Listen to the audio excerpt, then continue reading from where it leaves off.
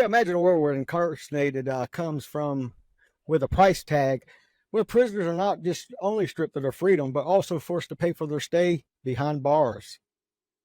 This is a reality to pay to stay, controversial practice that has sparked debates and outrage across the globe.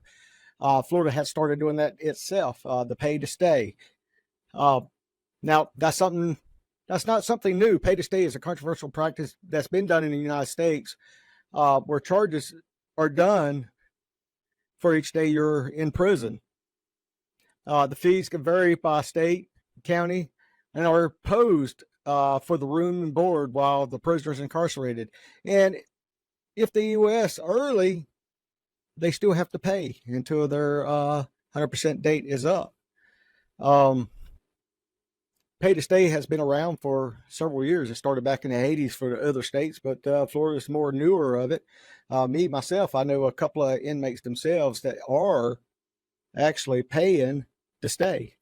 I got 3 that I supervise now. That's paying $50 per day. Got liens against their counts. Pay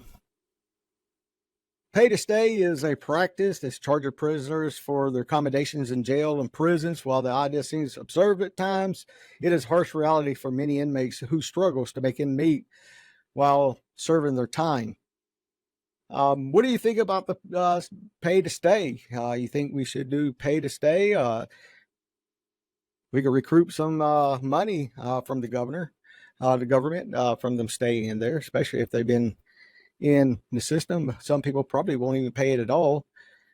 Just, I guess, depends. A former inmate says, I couldn't believe it when I was told I had to pay to stay in jail. I was already struggling to survive on the outside, and now I had to worry about paying for my own imprisonment.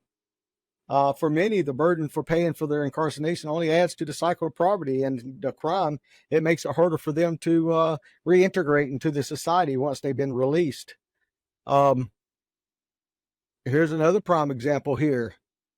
$750,000 for her time in prison. They told me that you are not eligible because you owe over $127,000 for an incarceration fee from the state of Florida. I literally felt like my entire past just punched me in the face. A little-known law in Florida called Pay to Stay charges inmates $50 per day for their time behind bars. The cost is based on the length of the sentence, regardless of early release or ability to pay. So even after redemption, the state continues to bill inmates at the same daily rate. They can also impose a new bill on the next occupant of the same prison cell. This allows them to charge multiple fees for the same bed, and this obstacle is ruining many former prisoners' lives. Powered by Riverside FM. Charging prisoners for their incarceration raises serious ethical concerns about the justice and the fairness. Essentially punishes individuals for the poverty, turning a blind eye to the underlying society issue that leads to crime. But you know what? They committed a crime, so it's $50 a day, a bad rate. It's a cheap hotel, get 3 meals and a cot. I don't know. Like I said, if you like this information you're getting, like, subscribe. Let's put some comments down there. Comment on how you feel about this pay to stay. Now, if they stop the pay to stay when you EOS at your 80% date, that'd be good. But like they said before, you get out, you still have to do the pay to stay until you reach your 100%. Now, the state gets an advantage of it because now you have another inmate staying in that cell, $50 a day.